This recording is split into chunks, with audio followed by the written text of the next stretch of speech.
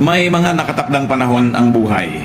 Merong dapat mangyari sa nakatakdang panahon na yon. Kaya dapat pagplanuhan ang buhay. Kasi pag hindi pinlano, maraming magagandang dapat mangyari ang hindi mangyayari. At matatapos na lang yung deadline ng buhay natin, merong mga nasayang na pagkakataon. Pag-aaral natin ngayon, plan to succeed. According to Proverbs chapter 16. Dear God, we thank you that you have a plan for us. But because you have given us free will, we have to plan with you. And we have to make our plans in accordance with yours. Turuan mo kami, Lord, na pahalagahan ng pagpaplano sa buhay. Lalong maunawa namin kung paano makapagplano sa makadiyos na paraan. At ngayon, patawarin niyo po kami sa aming mga kasalanan at alisin niyo lahat ng mga sagabal na pwedeng humadlang na para maunawa namin kayo ng lubos. Speak to us in a simple way.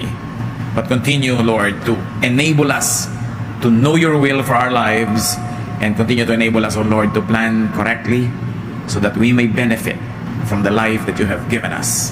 Lord, be our speaker. Speak powerfully, mightily, glorify your name, heal us, empower us, open our eyes. In the name of Jesus, your Son, our Lord, we pray with thanksgiving. Amen. How to plan to succeed? Proverbs 16, we'll be reading from the Contemporary English Version. Verse 1, we humans make plans, but the Lord has the final word. So unang-una, sinabi, may plano tayo dapat. Tayo ang gumagawa ng plano. The assumption is we make plans.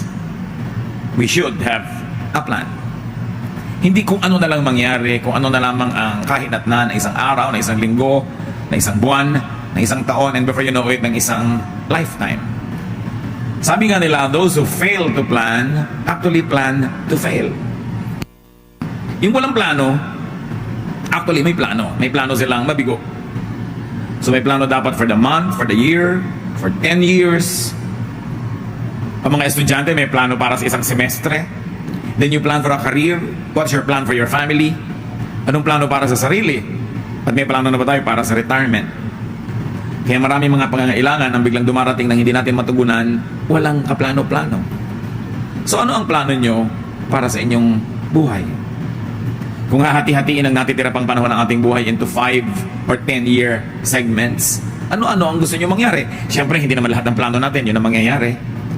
Pero may plano ka, meron ka sinusunod na direksyon, meron kang goal, which you cut down into achievable objectives, and then to-dos and not to-dos, hanggang nabubuo yung panahon, nakikita mo, nabubuo rin yung plano. Proverbs 16:20, if you know what you're doing, you will prosper. So how do we plan? First of all, know. Be knowledgeable. Bawat alam ng ating isip ay parang isang kasangkapan, isang tool na nagpapadali ng trabaho. Nagbubukas ng pinto, parang susi. Nag-aakyat sa isang mataas, parang elevator. Nagbibigay ng liwanag sa madilim. So know the facts of your life. Know your strengths. Know your weaknesses. And very importantly, know what you want. Ano ba talaga ang gusto mo sa buhay? Lagi marami nagtatanong sa akin, ano po ba ang mahalagang qualities ng isang lalaki o babae para i-consider ko na maging asawa? And I always answer the same way, what can you not live without? Yung talagang hindi ka mabubuhay pag wala yun sa partner mo, dapat makita mo sa kanya. And then dapat alam mo rin what you can live without. Gusto mo lang, but you can live without. So don't have a partner that doesn't have what you cannot live without. Kaya dapat alam mo talaga kung ano yung gusto mo. Marami kahit sa pag-aasawa, hindi napapatama ang pagpili o ang pagpapakasal kasi hindi naman nila alam kung anong gusto nila sa buhay eh. Na-inlove lang sila dahil makapalang kilay. Dahil maganda ang boses, dahil text ng text, dahil thoughtful. Pero mamaya naghihiwalay, nagkakagalit, o impyerno ang buhay together. O kung hindi man impyerno, boring, pinagtsatsagaan na lang.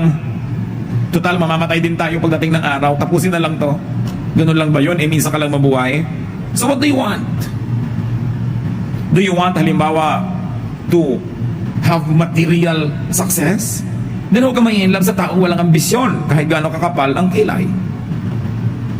What do you want? Do you want yung mga matatamis na mga sandali araw-araw? So pwede ng tamad, basta thoughtful. Diba? So what do you want? It must be clear. At dahil tayo nilikha ng Diyos na unique, meron tayo talagang kanya-kanyang gusto at kanya-kanyang ayaw. So don't have anybody na meron nung talagang Hindi mo pwedeng pagtsagaan na may ugaling ganun. Kahit marami pa siyang qualities na maganda, pero hindi mo pwedeng pagtsagaan yung ganito niyang quality, then have someone else. Or don't have anybody at all. Importante na nasasabi natin yon. No. Very importantly, know yourself. At kung may papakasalan ka o magiging business partner, matagal na pagsasama yan, know the other person. Hindi yung parang suntok sa buwan. Kailangan may facts. And over and above knowledge, be discerning. Hindi lahat ng bagay nalalaman, pero yung mahalaga, nararamdaman. Kailangan may pakiramdam ka. Ito bang gagawin kong negosyo? Kahit sa alam ko maganda, pero ano ba yung nararamdaman ko? Ano ba yung kutob ko? Spiritual beings tayo. Nilikha tayo sa image ng Diyos. Meron tayong espiritu. Kaya meron tayong ibang dimension ng pagsukat sa mga bagay. Hindi lang yung knowledge by facts. But what does your spirit tell you? Ano yung iniisip mo na tapos baliktad yung nararamdaman mo? Napakarami mga tao, pagka napatunayan na nila ang isang mali, tsaka nila sasabihin, sabi ko na nga ba eh, minakukutuban na nga ba ako dito sa taong to eh, minararamdaman na nga ba ako, pero hindi nila in-operationalize, ang in-operationalize nila yung what they know, or what they see, or what they hear. So be discerning. Proverbs 16:25, sometimes what seems right is really a road to death. Kaya lang halos patay ka na o naghihingalo ka na bago malaman mong mali yung daan na yon. Kaya hindi lang dapat alam, pinapaandar din yung espiritu, yung discernment.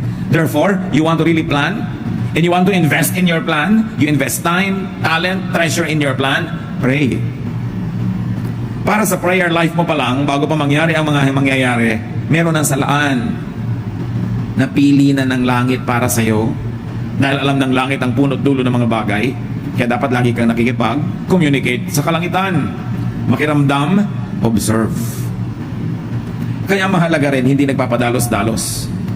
Hindi nagmamadali. Ang mahalagang bagay, hindi ipinagmamadali. Malaki kasi ang damage pag nabuhol na, tapos tsaka mo pa ng uli kakalagin. Nailak na, tsaka mo uli bubuksan. Naikasal na, tapos maghihiwalay. Napirmahan na yung contract, tapos gusto mong umatras. Nag-down ka na agad sa condo na to, sa kotse na to, yung pala ayaw mo, then forfeited na. Yung reservation fee mo, may bayad. Pag laging nagmamadali. Kaya mga salesmen, lagi kami namadali para huwag ko na maisip lahat yung negative. The Lord never hurries us up, especially if it's about an important direction in life that we have to take. How else do you plan to succeed? Get God's approval for your plan. Kailangan approve ng Diyos, kailangan kakampi mo ang Diyos sa lahat ng project ng buhay mo, lalo sa malalaki. Check your motives against God's teachings. Anong bang motibo ko? Ano ba ang tayo ng motibo ko doon sa katuroan ng Diyos? You've got to check your motives against God's teachings. Proverbs 16:2, we may think we know what is right, but the Lord is the judge of our motives. So again, check your motives against God's teachings. Know God's word. Because how can you check if you don't have a standard by which you will check? So alam mo ang salita ng Diyos, sa ulado mo hanggat maaari, para may pumapasok pa lang na isipin, alam mo na agad ay hindi ganyan ang gusto ng Diyos. Iba ang sinasabi ng Word of God. Psalm 119:11, I have hidden your word in my heart, that I might not sin against you. Itinago ko na sa puso ko para pag may papasok sa puso ko, ay may tao na pala. May uupo pa lang doon sa upuan, may nakaupo na, yung salita ng Diyos. So kung hindi niya aprobahan, hindi niya alukin, hindi niya tatanggapin, hindi na pwedeng pumasok. Kasi may tao na, may laman na. Dapat nauuna yung salita ng Diyos. Kasi kung minsan, pag nauna yung iba, lalo yung hindi yung kagustuhan ng Diyos, kahit dumating yung salita ng Diyos, nag-aalangan ka kung susundin mo. Meron pa nga takasang hindi na susunod. Kasi may nauna na. Kaya dapat inuunahan. At yan ang halaga ng pagpapaaral sa mga bata sa Christian schools. Nauna na sa utak nila, nauna na sa puso nila yung Word of God. Pag darating yung mga temptations sa buhay nila later on, they will not be perfect. They will fall every now and then. Pero hindi kasing grabe at kasing haba at kasing tagal na mga fall nang hindi nauna yung salita ng Diyos sa isip nila. Magkamali man, mahihimas-masan din. Madapaman, bumabangon din. Yun ang pinagkaiba. Kaya mahalaga na uuna yung salita ng Diyos. Kaya sa plano natin sa buhay, uunahin natin. Ang unang plano ko, mamuhay ng makadiyos na paraan. Pag nauna na yon, may darating yung mga ibang offer ang buhay sa'yo, hindi makadiyos pero tantalizing, attractive, marireject mo na. Kasi may nauna na. Iba yung una. Kahit sa pila, iba yung nasa una, di ba? Talagang malaki yung hold mo dyan. So be wise. No? Apply wisdom in your planning. Iba ang knowledge, iba ang wisdom. Yung wisdom, hindi nakukuha sa information yan. Hindi yan nakukuha sa alam ng mga facts. Ang tanging nagbibigay ng wisdom ay panahon, karanasan. Kaya mahalaga na hindi ka lang knowledgeable, you're also wise. At dyan, nagiging importante yung mga may karanasan at may edad na sa buhay na pag-uusapan natin maya-maya. Proverbs 16:16, it's much better to be wise and sensible than to be rich. Bakit kaya pinagsama yung wisdom and good sense tapos versus rich? Of course, hindi naman kontra ang Bible sa maging rich tayo. But this is when wanting to be rich is not the wise choice at the moment. Merong at the moment. Kasi kung minsan, wanting to be rich is the right choice at that time. Paano malalaman ngayon that it's not wise to want to be rich? When pursuing wealth will destroy your relationship with God. Then it's not wise. It's not wise at this time to want to be rich. Pero ayan na, ino-offer na, ang bilis yumaman. Pero masisira ang relasyon mo sa Diyos. It's better to be wise and sensible than be rich in a way that will destroy your relationship with God. So do not use evil ways. Magpaplano ka na rin lang, huwag kang gagawa ng plano na merong evil devices. Magpaplano kang yumaman pero may deception. Magpaplano ka na manalo pero may daya. Magpaplano ka na mabuhay pero may papatayin ka. Kailangan walang ginagamit na masasamang paraan sa plano. Kasi di ba napag-usapan na natin, kailangan kakampi mo ang Diyos. Paano kanya kakampihan kung masama ang plano? Proverbs 16:17, God's people avoid evil ways and they protect themselves by watching where they go. Malayo ka pa naman, nalalaman mo na kung saan patungo yung landas na yan eh. Bihira naman yung biglang-biglang lumilik ko sa mali. Usually alam mo na yung direction na yun. Dahan-dahan nagiging malinaw sa iyo na mali yun. Huwag na lang. Atras na lang. It's not worth it to destroy a relationship with God for wealth. Kasi kahit gaano karami yung pera mo, pag hindi ka nun pinayagan ni Lord na ma-enjoy yun, hindi mo rin ma-enjoy yung pera mo. Pero kung gasa ka ni Lord, gusto ka ni Lord pag-enjoy yan, kahit konti lang yung pera mo, na-stretch. Ang daming nangyayari sa konti. Iba na yung nabubuhay tayo sa favor ng Panginoon. Do not be proud in planning. Proverbs 16:18, too much pride will destroy you. So kung proud yung paraan mo ng pagpaplano, yung nagiging mayabang ka kahit sa sarili mo mga magulang, sa mga pinagkakautangan mo ng loob, sa mga dapat mong igalang, sino mga nagsasabing magtatagumpay ang ganong plano? And never plan for pride. Bakit naman po nagbabala kayo na ang laki-laking bahay ang ipatayo? Aba syempre, para matalo natin yung kapitbahay natin, walang kwentang plano yun. Bakit gusto mong makatapos ang napakataas na pag-aaral? Uhaw na uhaw ko ba sa karunungan? Hindi. Para matalo ko yung mga pinsan ko. Pinakamataas ang title ko. Bakit naman kailangan natin ng kotse? Para makapagyabang tayo. Kahit sa ministry. Ba't kailangan natin magpatayo ng laki-laking building? Eh para kung pagyabangan pala yung iba, para patunayan mong ikaw yung pinakamahusay, walang kwenta yung ganong plano. Hindi ibig sabihin na pag gusto mo ng malaking bahay o kotse o education o magandang church building, eh masama yung plano mo. Ang sinasabi natin, yung laman ng kalooban mo, yun ang alam ng Diyos. Kasi sa labas mukhang maganda yung plano, pero yung pala yung loob bulok, may ibang hidden agenda, kaya doon naman tumitingin ng Lord sa puso. Kaya dapat tinetest mo sarili mo against God's word and against your own conscience.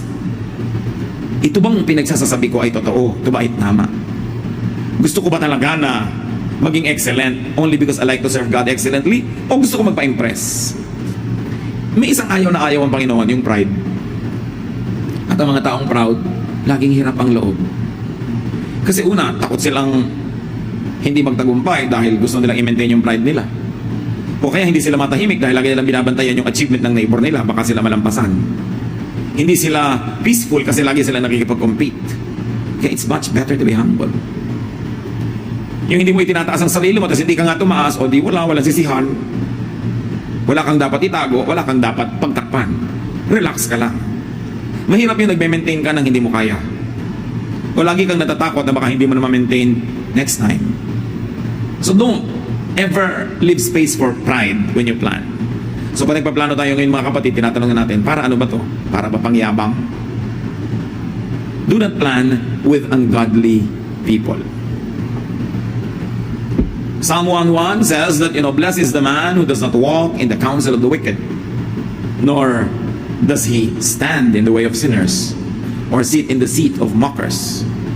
Pinagpapala ang mga taong hindi nakikipagmabutihan, nakikisangkot, nakikiisa sa mga masasama. Damay-damay kasi yan. Ang ganda ng plano, pero yung kapartner mo hindi mabuti, baliwala. I remember some years ago, there was a very successful developer of buildings, of condominiums. Tumawag siya sa akin, sabi niya, I have a very short question, Pastor, but I need your opinion. What is it? There's a very big business that I can do. And I support missions and missionaries and churches. And out of this project, I can support so much more of God's work. But there's only one question that's in my mind. So it was a question. The potential business partner is a man of another religion, a religion that we really cannot accept. We cannot even tolerate, not accept it. It's so different from the way we believe. And he also is very supportive of his religious missionaries. Sabi niya, so the business will be good for both of us if we are friendly in the boardroom. And what is your counsel?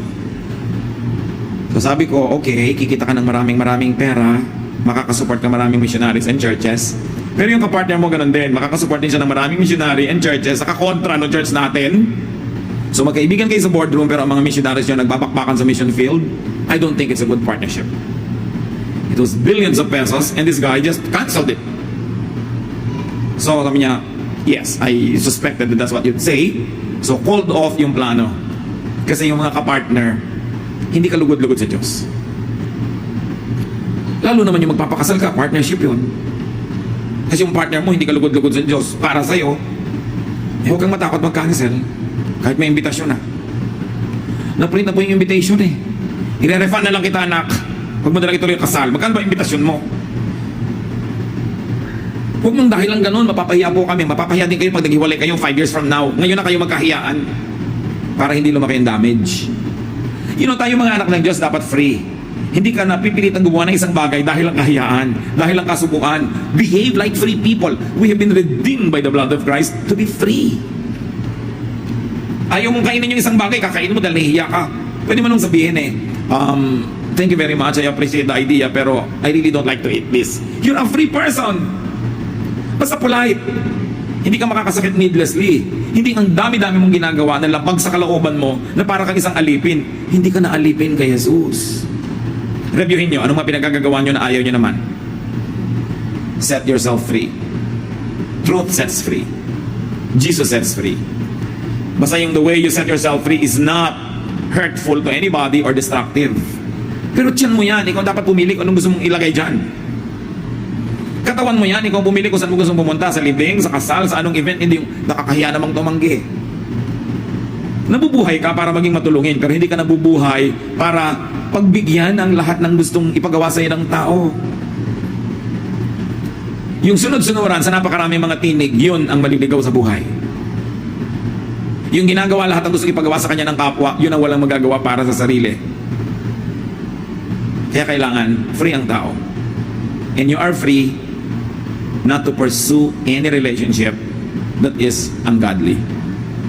Kahit may mga sabit-sabit na dyan, ayusin na lang. Pero hindi dapat ituloy dahil lang napasubo na. Sabi, hindi po ba ako sa anada pa doon tumayo? But ang ibig sabihin talaga doon, tumayo ka. At yung pinagkadapaan mo, iwan mo para ka makatayo. Whatever it is in your life.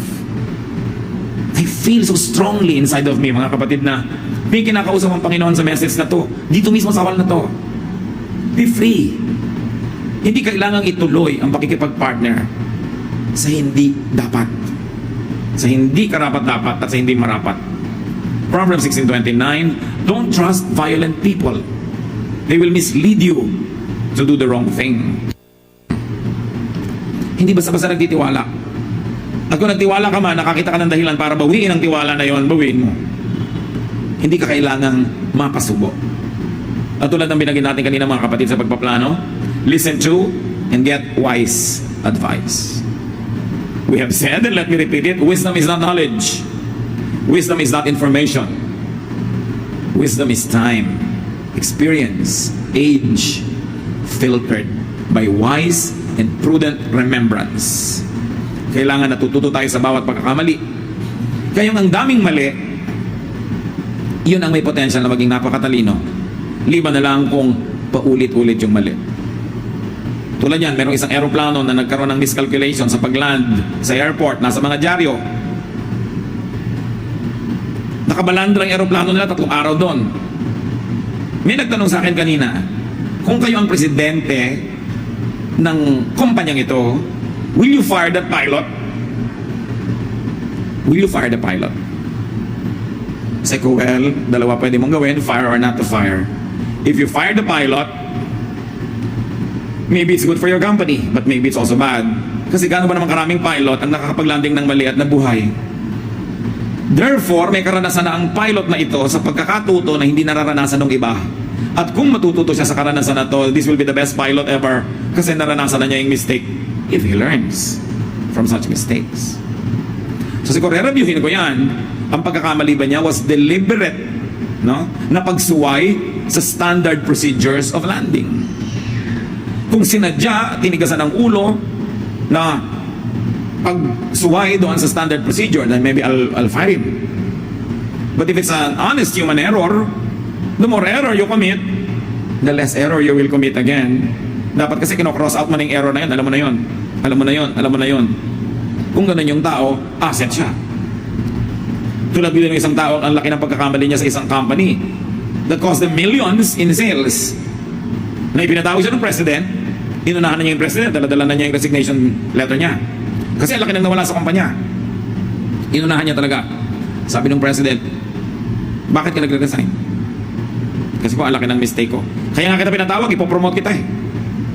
After millions na nalugi sa company dahil sa mistake ko, ipopromote ako. Yes, because among all my employees, ikaw ang pinakamahalang matrikula para matuto. Bakit kita tatanggalin? Eh, laki ng investment ko sa'yo. Siguro naman, di mo na ulitin yung mali na yun. Naku, hindi na talaga. Tumani mo na sa isip ko. Yun, kaya ipopromote na kita. Alam mo na eh. Pero iba naman yung sa 7 nobyo, nakaka7 anak na kayo ng iba-iba. Hindi na yun ganun. Ano? Parang paulit-ulit talaga. Wala ka nang, mamaya may dumanan mong komendat, in love ka na naman. Dapat natututo ka. So alam niya yung nagkakamali, valuable na person yun. But depende kung aanin niya yung pagkakamali niya. Hindi nyo agad tinatanggal, inaalis yung nagkakamali. Kung matalino yung nagkakamali, asset na yan. So listen to wisdom. Proverbs 16:31, gray hair is a glorious crown worn by those who have lived right. Liba na lang nagpaday. Sabi, alam niyo yung mga matatanda, meron talaga yung silbi. Kahit hindi yan marunong magbukas ng TV, kahit hindi yan marunong mag-text, kahit hindi makapag-Facebook, although marami na rin nagpa-Facebook, may alam yan na hindi nyo alam. Na hindi nyo malalaman hanggang di kayo tumatanda. Kaya dapat nakikinig. Iba ang karanasan. Iba yung karanasan na hinubog ng panahon. Sinala ng paglilimi-limi at pagninilay-nilay. At pagkatapos parang napakaraming niyog na kinudkod, ginata, naging latik. Ang dami mga latik na karunungan na matatanda. Ikaw niyog pa lang dahil bata ka pa. So mahalaga makinig. Huwag magpapadalos-dalos. At mga anak, always listen to the advice of your parents. Because unless they're insane, your interest will be foremost in their agenda. At kahit hindi ka agree, pag naging magulang ka na, malalaman mo, tama pala si nanay. Kasi naging nanay ka na, kaya mo nalaman. Mahalagang makinig. And then, you want to succeed in life, plan to be in control of your temper. Put your temper under control. Proverbs 16:32, controlling your temper is better than being a hero who captures a city. Mas dakilang accomplishment yung mapigil ang sarili kesa ibulalas lahat ng galit sa panahong naiisipang magalit. Many plans be scary due to temperamental outbursts. Many good things are lost because of a lost temper. Magtimpi. Yung taong gustong makaani, nagtitimpi. Ang aso pag tinapakan nangangagat, ang ahas pag nagulat tumutuklaw, ang taong makadiyos nagtitimpi. Dahil wawasakin ng isa mong maling arte ang lahat ng ipinupundar mo sa buhay. Isang maling ginawa mong nainis sa'yo ang tao, you lost the business forever. Tatandaan ninyo, kung pera, goods, mawawala, pero you will maintain the goodwill of a person, maintain the goodwill. Huwag yung magharimunan ka, masikil mo siya, makuhanan mo siya, malamangan mo siya ngayon. Ang hindi mo alam, ang dami mo pang negosyo, dapat ang kinita. Kung patuloy ka niyang tinangkilik o inirefer sa mga kakilala niya. Pinakamahalaga relasyon. Walang hihigit sa magandang samahan. Kahit nalugi ka pa ng konti ngayon, yung tao naman, generally speaking, ang mabuti. Maalala niya yung kabutihan mo at pag dumating ang panahon na meron siyang kakayanan o kapangyarihan, susuklihan ka niya, gagantihan ka niya. Pero kung ang itinanim mo sa kanya mali, gaganti rin yun. Pero ang bigat ng ganti. Yun yung mga sinasabi ng mga matatanda no, na naghangad ng kagitna, isang salop ang nawala. Bagamat wala na nagsasalop ng bigas ngayon, pero yung ibig sabihin, gusto lang nila kalahati, pero ang nawala isang buo. Nagarimunan, gusto makalamang, gusto makasigurado, gusto makakabig. Nakakabig ng konti, but their ignorance does not even make them realize what they have lost. Kasi ang itinatanim, inaani. Sino sa mga tao nakadil ninyo sa negosyo, sa buhay, ang nalamangan nyo? Yung at this point, this very minute, lamang kayo. Hindi nyo na i-deliver ang binayaran niya o kalahati lang din-deliver nyo. Akala nyo, okay na, tapos na, limot na. Hindi nyo nalilimutan nung taong na-offend. Inutangan nyo, hindi nyo na binayaran. Akala nyo, nagkalimutan na. Hindi nakakalimot ang nagpautang. At kung makalimot man siya, hindi nakakalimot ang Diyos. Meron kayong sinaktan nun, hindi kayo nag-sorry, akala nyo wala na. Hanggang ngayon, patuloy kayong sinisingil ng espiritu nung naganap. Kahit hindi kayo singilin ng taong na-offend. Dahil kung anong itinanim, siya nga anihin. So plano. Magplano ng mabuti. Maganda yung goal, maganda yung method, maganda yung pamamaraan, maganda yung technique. How can you go wrong? Pagganda ng pagpaplano sa buhay. Nakikinig sa payo, nananalangin, hindi nagmamadali, at ginagawa ang lahat ng kaya. Do what you must. Yan ang pinagkaiba ng panaginip sa plano.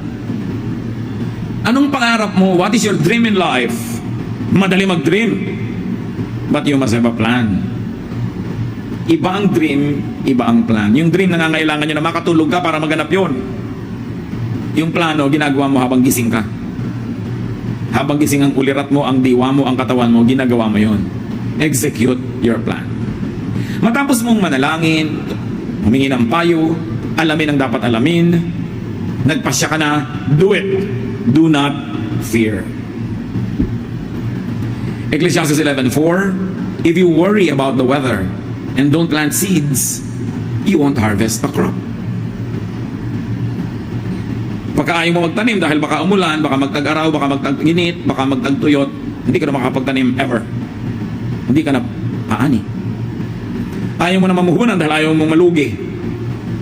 Nagplano ka, ginawa mo na yung study mo, tinignan mo na kung bagay sa karakter mo, tinignan mo kung sino yung mga ka-business deal mo, ka-partner mo, ginawa mo na lahat ng research, ay di mamuhunan ka na. Huwag kang mabuhay sa takot. Kasi sabi Lord, do not fear. Gumagawa ka ng mabuti, mabuti ang magiging bunga niyan.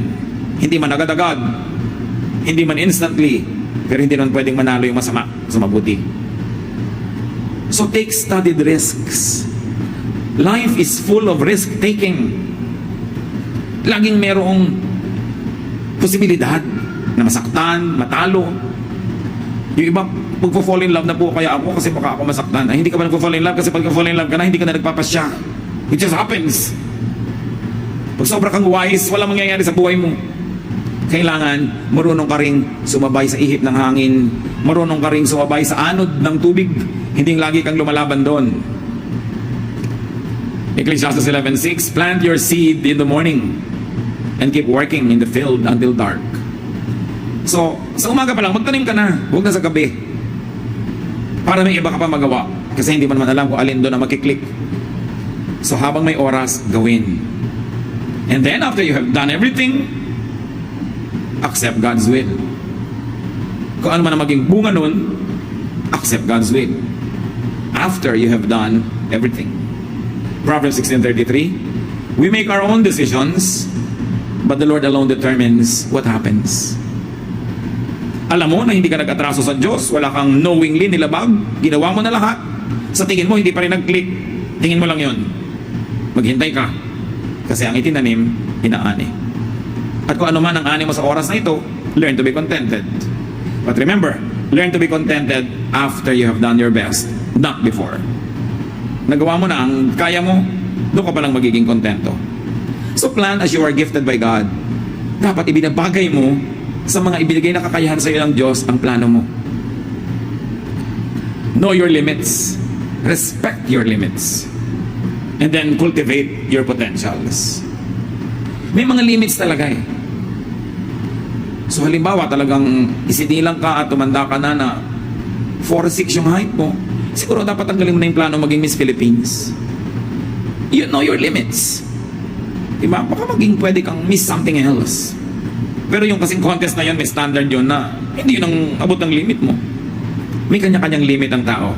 Alam niyo kung bakit may limits? Para dumali ang pagpili mo kung anong paplanuin mo sa buhay. Titingnan mo lang yung limits mo. Bagamat hindi lahat ng limits, hinahayaan mong i-limit ka niyan forever. May mga limits na nalalampasan naman pala pag nagsikap ka eh. Like yung alam, napapatalino mo naman ang sarili mo kung talagang practice ka ng practice. Pero meron talagang limit na alam mong limitation ko to. Therefore, dumali na ang pagplano ko kasi hindi ko na ipaplano yan, iba na lang. Para sa kabutihan mo rin yun, para hindi ka na malito.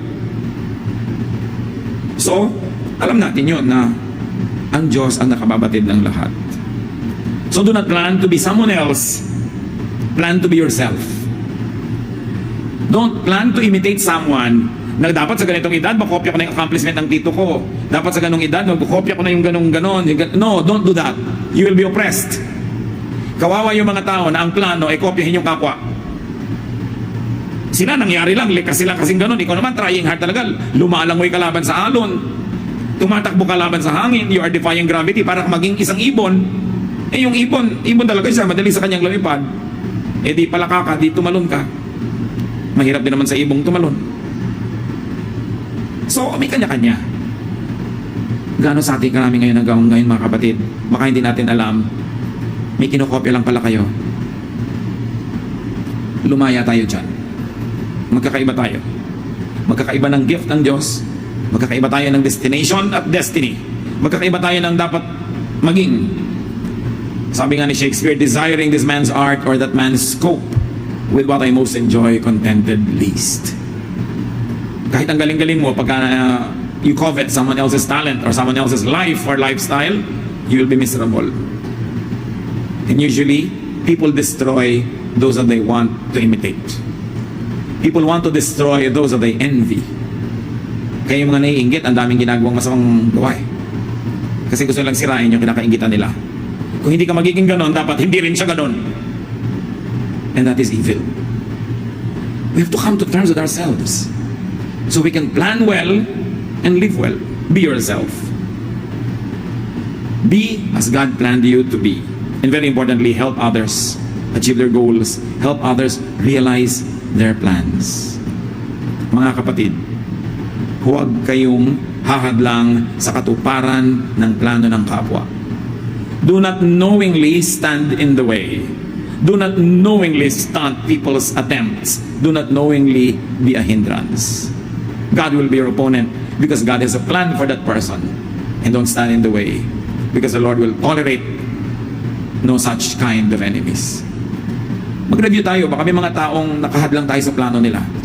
Alam niyo ba na kumisan magulang mismo ang hadlang sa plano? Gusto ng anak maging ganito pero gusto ng magulang maging ganon siya. Yung tao nakakaalam ng sarili niya, ng talent niya, ng hilig niya, pero i-impose ng nanay, kailangan maging dentist ka. Lahat ng kapatid ko, dentist. So sinong naging sagabal sa katuparan ng plano ng anak? Ang nagmamahal na magulang. Kasi mali ang pag-define niya ng pagmamahal. Ang mga tita mo, mga successful dentist, gusto ka maging successful ka rin, therefore maging dentista ka. hindi naman pala yun ang calling ng tao sa buhay. Nakakabulag ko minsan ng pagmamahal. Akala natin, mas alam pa natin kung ano ikakabuti nung may sariling katawan just because mahal natin siya. Set people free. One of the best gifts that parents can give to their children is to set them free to pursue who they are. Hindi pa niya ikaw laging manaig. Kaya ang unang-unang nagaganap pag may isisilang na bata, nalalagot ang puso. Ibig sabihin, this person will be a distinct individual. This person will not have to be needlessly attached to you for life. That the first act of motherhood, of parenthood, is to cut the umbilical cord and let the child become his or her destiny. Kung gusto ng Diyos na ikaw laging masunod sa anak ko, di dapat wala ng patid, di may 7 kang anak, di may 7 nakakabit sa'yo, lagi mong kasama, kung saan ka pupunta, kasunod mo sila. At hindi na sila kakain, yung kainin mo, yan ang makakain nila through the pusod. Kaya nga nilalagot ng Diyos. Yung nilalagot ng Diyos, huwag niyong i-recorrect. Alam ng Diyos ang ginagawa niya. Hindi ibig sabihin na hindi na kayo magpapayo, magmamahal, magkakaroon ng togetherness. But you allow the person to be what God planned him or her to be. Maganda yun, huwag tayong humadlang. Mga kapatid, tayo yumuko sa Panginoon at magbulay-bulay. Salamat Panginoon sa paalala na dapat kaming may plano. Salamat din sa paalalang hindi kami dapat maging sagabal sa plano ng iba, maging ng mga anak namin o mahal sa buhay. Turuan mo kaming hindi lang lumaya, kundi magpalaya rin ng aming kapwa. Patawarin mo kami kung may mga pagkukulang kami sa ganitong larangan. At ngayon, Panginoon, lalo mong palinawin sa amin kung anong gusto mong mangyari sa buhay namin so we can plan in accordance with your will. So madali tayong manahimik at linggin ang udyok ng Espiritu ng Diyos.